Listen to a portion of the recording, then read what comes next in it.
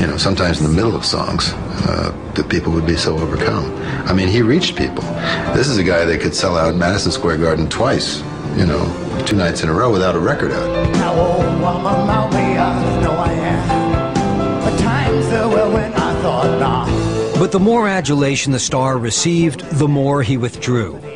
Like many in his generation, Cat was seeking answers to his growing sense of spiritual emptiness. He explored Eastern religions and New Age philosophies, topics he'd been interested in for years. My search was going on at the same time as I was playing, you know, 40,000 seaters in Houston, you know, and that kind of paradox was with me. In a way, throughout my life, I had this kind of, you know, this ability to kind of cross thresholds. Keen to step out of the mainstream, he left England and his usual studio team to record an album in Jamaica with session musicians. Released in July of '73, the aptly titled Foreigner sold well, but alienated many critics. You say you want to seek the truth, but it's hard to find. In early '74, a short-haired Cat Stevens took a break from recording and traveled to Ethiopia as a goodwill ambassador for UNICEF. The objective of his trek was to garner much-needed publicity for the UN's project to aid sick and starving children. No one to help you, your friends don't have the time. Hey, hey, hey. Upon his return from Africa, a wandering Cat Stevens went back into the studio. Reunited with Paul Samwell Smith and guitarist Alan Davies, he recorded an album with a more familiar sound, but the title reflected a man increasingly torn between two worlds. I was traveling on some plane to a gig, and I had my little sort of icon, sort of Buddha statue thing, which I used to carry around with me, and I had a chocolate box in the other hand, so I said, look at that, you know. And if I was to die in this plane, you know, where would I be between the material and the spiritual? Oh no, don't say those same idle lies. Cat Stevens was more than a big star. He was a big business. And after recording and touring non-stop for nearly 5 years, he was exhausted. I'm sure I was pretty difficult to be with sometimes because, you know, I was looking for my identity and I was a chameleon. In his constant quest for answers, Cat latched on to another philosophy, numerology, which seeks to explain the mysteries of the universe through mathematics. Why was I born a nine, cursed repeatedly? The experience inspired the ambitious concept album he called Numbers. Released in October 1975, it sold quite well, but was far from radio-friendly, and record executives were left wondering where all the hits had gone. Would know if I should die, no one needed me.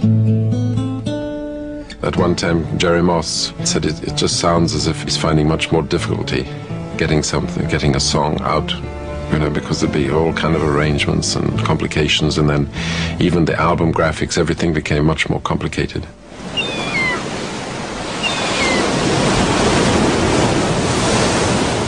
In 1975, just before he was to undertake another major tour, an anxious Cat Stevens visited Jerry Moss at his home in Malibu. I think we were hoping it was going to be a nicer day, you know, and somehow it didn't turn out that way. It was pretty much like this kind of day.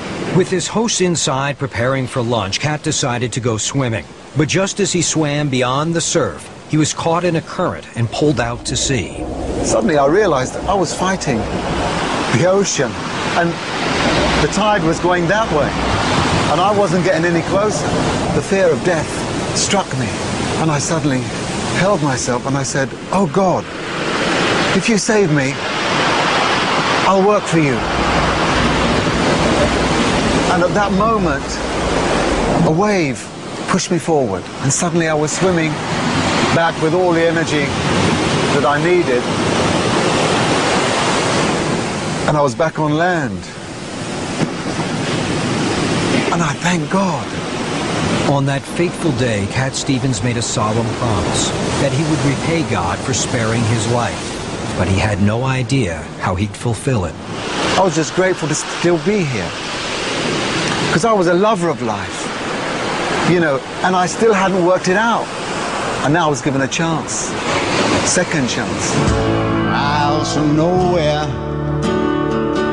Yes, I'll take my time. Oh, yeah.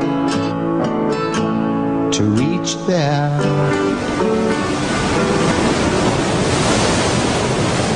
For nearly a year, he waited for a sign. It came in the form of a gift from his brother David. He just traveled to Jerusalem, and I suppose it was a mini sort of spiritual journey for him.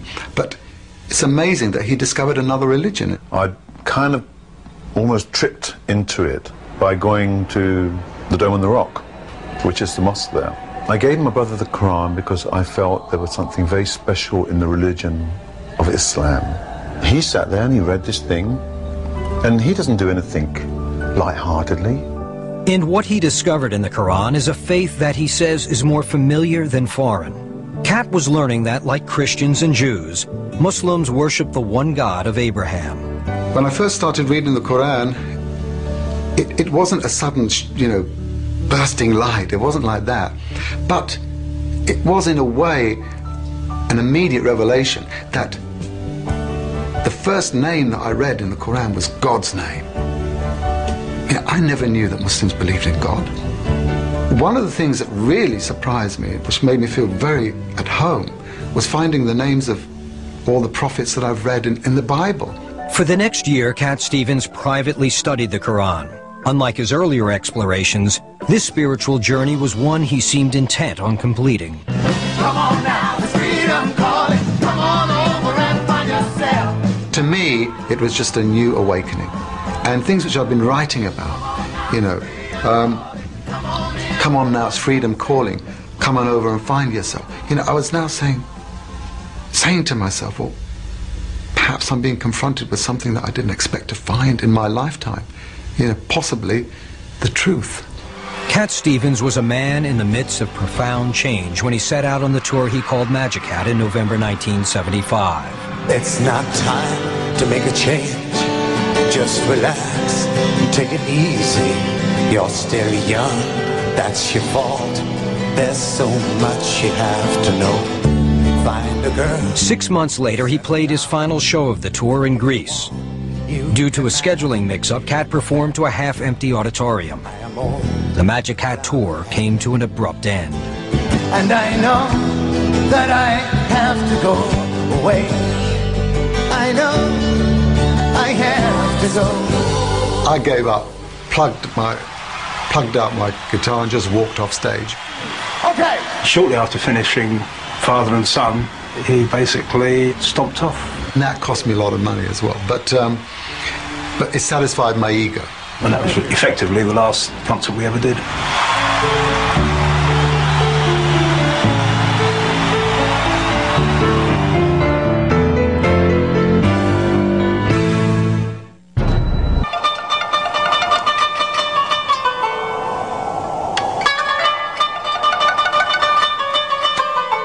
Inspired by the Quran, Cat Stevens was gradually moving toward the Islamic faith. In early 1977, his spiritual journey continued when he traveled to Jerusalem.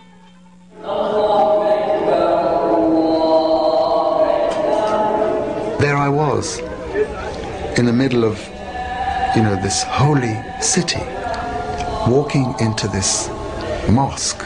And I think some Muslims came up to me because, you know, they'd had some problem before, people walking in and trying to cause damage to the mosque.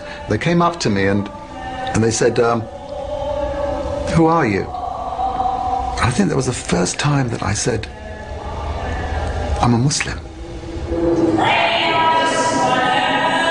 Translated from Arabic, a Muslim is one who surrenders to God. Stevens was about to do just that, fulfilling the promise he'd made after surviving a brush with death in the waters off Malibu. But for a time, Cat Stevens would drift between the worlds of faith and fame.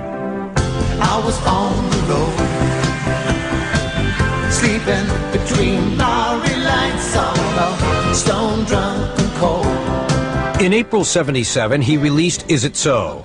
The album harkened back to his earlier work, But songs like I Never Wanted to Be a Star clearly expressed his growing weariness with the trappings of stardom.